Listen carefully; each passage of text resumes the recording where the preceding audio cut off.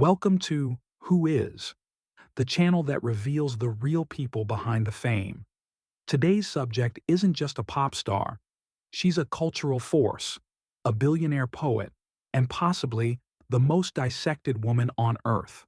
She's been loved, hated, canceled, reborn, and crowned. This is the real story of Taylor Swift, and it's far more complicated than you think. Who is Taylor Swift? Taylor Alison Swift was born on December 13, 1989, in Reading, Pennsylvania, in a world she would eventually come to dominate, not just through music, but through cultural influence, business power, and her relentless control over narrative. But before she became a billionaire global icon, before stadiums screamed her lyrics back to her in unison, before every relationship she had was scrutinized, weaponized, and romanticized, she was just a kid on a Christmas tree farm, with a voice too big for the barn she was born in. Her parents, Andrea and Scott Swift, were upper middle class. Her mother had worked in marketing. Her father was a stockbroker. They weren't poor, but they weren't born into fame. What they did recognize early on, however, was that their daughter was not ordinary. By the time Taylor was in elementary school, she was writing poetry that won national awards and performing in theater productions. But it was country music, particularly artists like Shania Twain and Faith Hill, that lit something unshakable in her.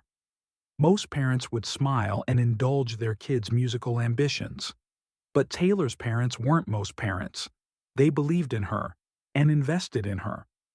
When she was just 11, she traveled to Nashville with a demo CD, handing it out to every label office on Music Row. She was turned down again and again, told she was too young, not ready, not marketable. But rejection never frightened her, it fueled her.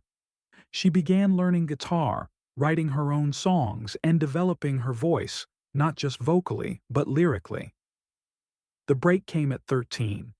Swift was signed to a development deal with RCA Records, but soon walked away from it when they wouldn't let her release her own music.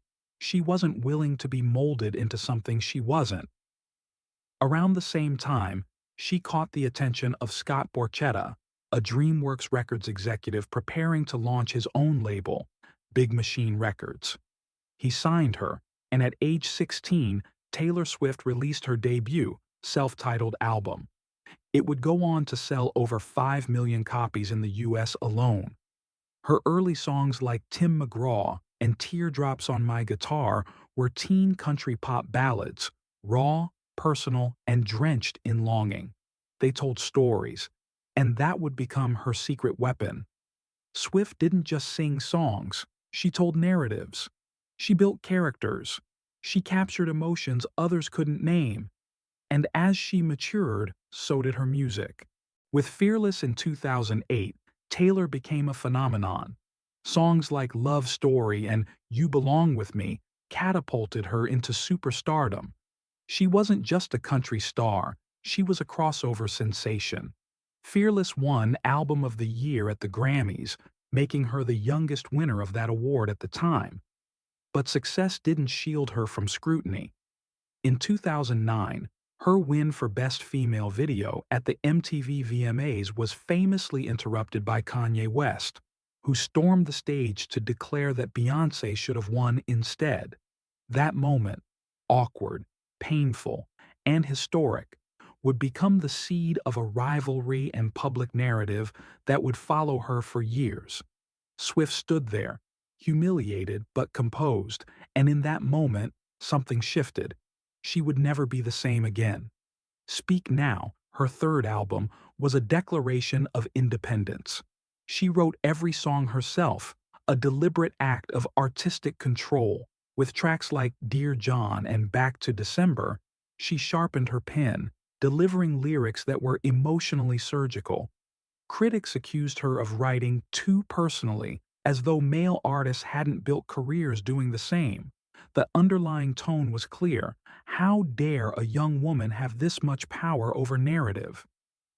By 2012, Red signaled a sonic shift. The album mixed country with pop, EDM, and rock influences. I Knew You Were Trouble marked her flirtation with dubstep. All Too Well, a devastating ballad, became a fan favorite and eventual legend. The Heartbreak, The Scarf, The Autumn Leaves, it was mythologized. But Red didn't win Album of the Year. Swift internalized that loss. She wanted to be taken seriously, so she reinvented herself. In 2014, she released 1989, her full leap into pop. It was clean, glossy, and packed with hooks. Shake It Off, Blank Space, Style. The album was a mega hit. And for the first time, she fully embraced spectacle, fashion, choreography, and media manipulation. She gathered celebrity friends into a squad. She became Tumblr's darling and paparazzi bait. She was everywhere, and so were the think pieces dissecting her. Some called her calculating, others called her fake. Some accused her of only dating for publicity. Every move became a headline, every silence, a scandal. But even as her public image was being picked apart, she was building an empire. She trademarked lyrics. She began controlling her own branding, merchandise, and partnerships. She refused to put her music on Spotify, protesting artist compensation. She demanded, and received, respect as a businesswoman in an industry that often infantilizes women. Then came the snake. In 2016, Kanye West released a song called Famous, in which he claimed he made that bitch famous. Swift publicly denounced the lyrics. Kanye's wife, Kim Kardashian, posted a video allegedly showing that Swift had approved the line. The internet turned on her. Taylor Swift's Eyes Over party trended worldwide. Her silence was deafening. She disappeared from the public eye entirely. She went underground, not just physically, but creatively. And then, in 2017, she emerged with Reputation. It was a cold, aggressive, unapologetic album. Gone was the fairy tale imagery. In its place were snakes, revenge, and darkness. Songs like Look What You Made Me Do became declarations of rebirth. Critics were divided, but fans were enthralled. It sold millions. She toured stadiums. She proved that even at her lowest public moment, she could still win. By 2019, she was ready to be colorful again. Lover was bright, romantic, and earnest. It was also the first album she owned completely, having left Big Machine Records after a highly publicized dispute with Scott Borchetta and Scooter Braun, who had acquired the masters to her first 6 albums without her knowledge. Rather than concede defeat, Swift announced she would re-record all 6 of them. It was unprecedented.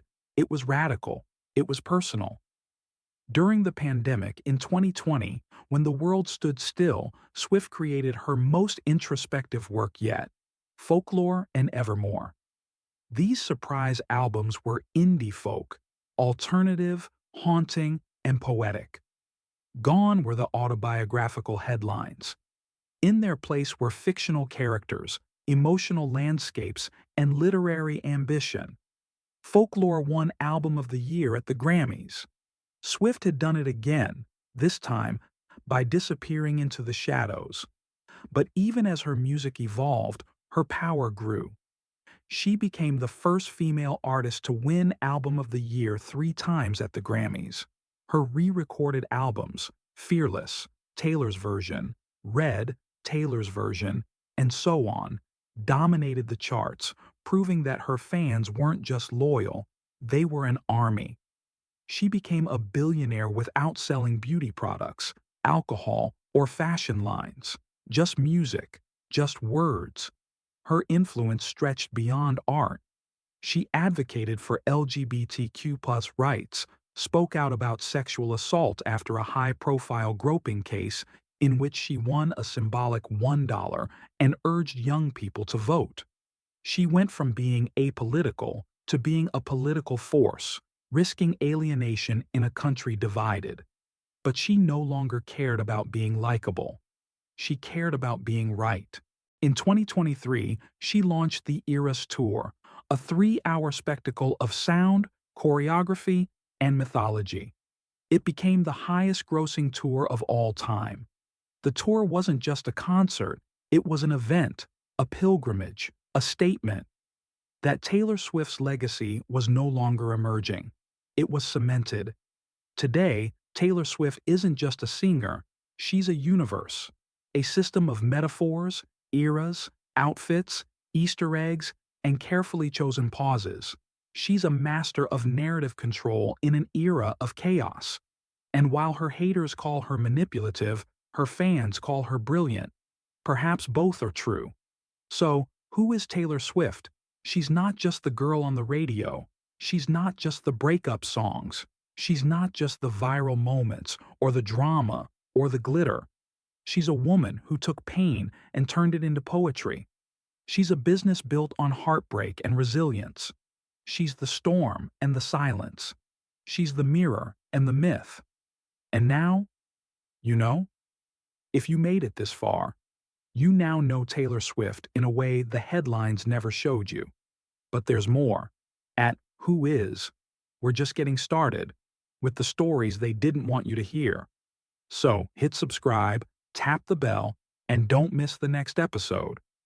Because the next name we uncover might just change everything you think you know.